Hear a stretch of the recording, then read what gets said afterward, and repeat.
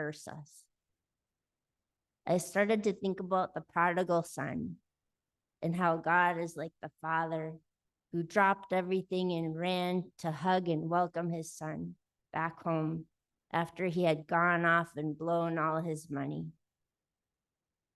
This is how I have come to understand God, as a God of compassion, one who runs to help us when we have fallen short. And so thinking of God cursing us just didn't line up with the way I thought about God. So I decided to look up the word curse in Hebrew. One of my favorite things to do, looking up words. And the word curse in Hebrew is arar. As I read the lexicons and the commentaries, my feelings about the word curse began to change. In one commentary, I learned that the form of the verb curse is passive, which means that God is not actively cursing us. But when we rely on ourselves and our own strength, and we stop seeking God, we just naturally start to come out from under the covering and the protection of God. That reminded me of my favorite psalm, Psalm 91, where there's an image of God covering us with God's feathers. It says that under God's wings, we will find refuge. I remember reading a book about Psalm 91 by Peggy Joyce Ruth.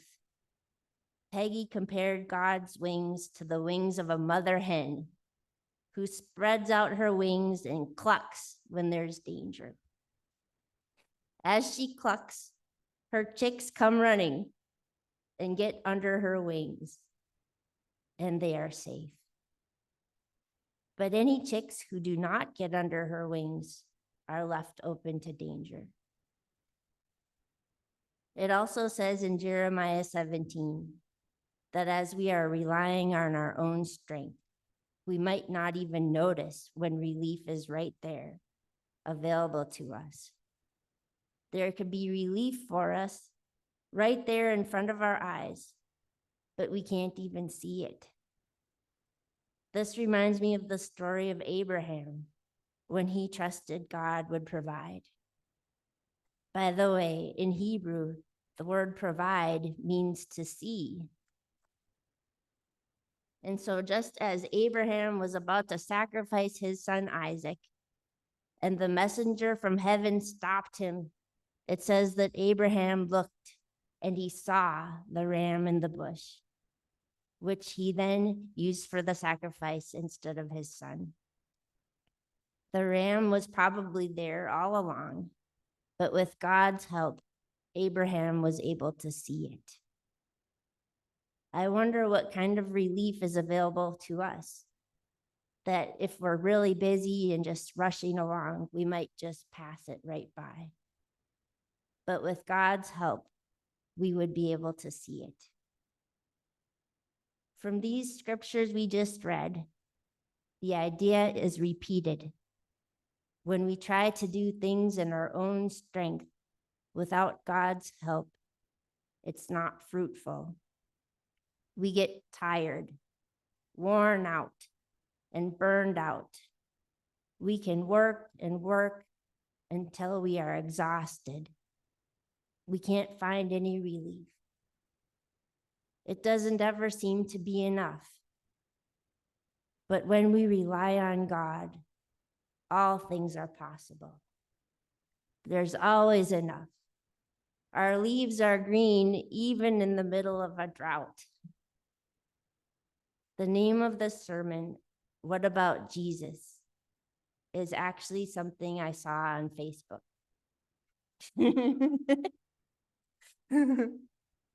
One day, as I was scrolling through Facebook, I came across a post written by a pastor who was leaving the ministry due to burnout. The post went viral, and it seemed like everyone was reposting it and commenting about the ways they felt burned out. It felt discouraging.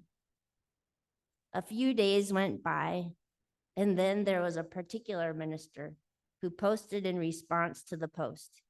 He simply wrote, "What about Jesus?" Immediately, that caught my attention. I remembered a testimony I heard years ago of a passionate and courageous missionary named Heidi Baker, who has been working in Mozambique, Africa for many years. In her testimony, she talked about the fact that her ministry was quite challenging, and she had been working an excessive amount of hours every day with little success, to the point that she was burned out. She said she wanted to just quit, give up on, and go work at Kmart. At that time, she went to a conference and felt the presence of God. She felt God calling her to spend more time with God and less time working. She went back to Mozambique. She felt revitalized and began to spend much of her time praying and singing to God instead of overworking. And her work started to be multiplied like the loaves and fishes. People began showing up with shipments of food donations. New churches were planted. Orphans were rescued from the garbage dumps and provided with homes, which also were provided. People who were deaf began to hear. Miracles were happening in so many ways. And so ever since then, Heidi has made it a priority to seek God first. So that made me think of my own life and the lives of people in our society and in our community. Our society has placed so much value on work. If we work hard, we're worth something. All work and no play. Capitalism and the drive for profits and wealth has made a lot of jobs very demanding. I just heard on the public radio yesterday that people are becoming dissatisfied with the effects of capitalism in our society. There have been several recent strikes. People are feeling overworked and underpaid. Putting in many extra hours of overtime is often the only way we can meet the demands of our supervisors. I think the attitude toward work is quite ingrained in our society. Even our own families and our relatives and our traditions that have been passed down tell us that we're only worth something if we're working hard all the time. People are considered to be successful when they have a good job, a lot of money, and nice material objects. And in our society, you have to have money to do things. You have to have money to get an apartment, put food on the table, own a car, or start a business. But all of this working and striving in our own strength can lead to burnout. It can leave us exhausted and purposeless, wondering what all of this striving is for, like we're a robot, living to work, not working to live. So what would it look like if we went against culture and prioritized God instead of work? Not that we would just lay around and do nothing, but if we found a better balance, made it a priority to take time out of every day, whether it was a chunk or just intermittently throughout our activities, to stop and get away from all the busyness and spend time with God. We could spend time forming a relationship with God. I think this is how we love God. We could tell God our worries and our frustrations, ask God for wisdom, ask God questions, tell God what we need help with, tell God our hopes and our dreams. Thank God for being there, for loving us. Sing our favorite songs to God. Write God a letter. Paint God a picture of how we're feeling. Just different ideas of how to have a relationship with God. And then I think it's also important to love our neighbor and ourselves.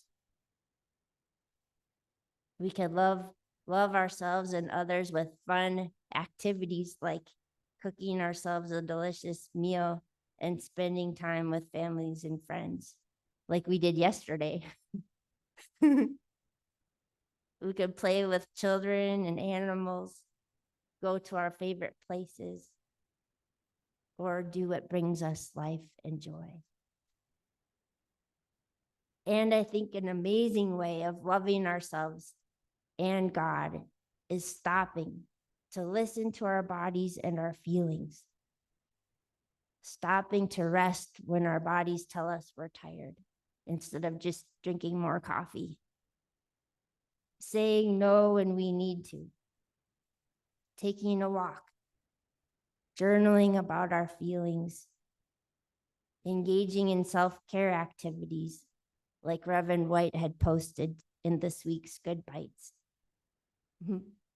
The reason I think listening to ourselves is so amazing is that when we start to slow down and listen to our body and our feelings, I believe that is when we also experience more of God. By seeing ourselves, we start to see God and God's relief and provision and God's wisdom that God is sending us. I think it can be hard to experience God when we're pushing ourselves so hard that we have to ignore our own bodies and feelings. Today, I would like to encourage us all to trust God enough to slow down, spend time with God, take care of ourselves, and stop overworking. I encourage us all to do what we can and then trust God with the rest. Who knows what could happen? I can't wait to hear about it. Amen. Amen.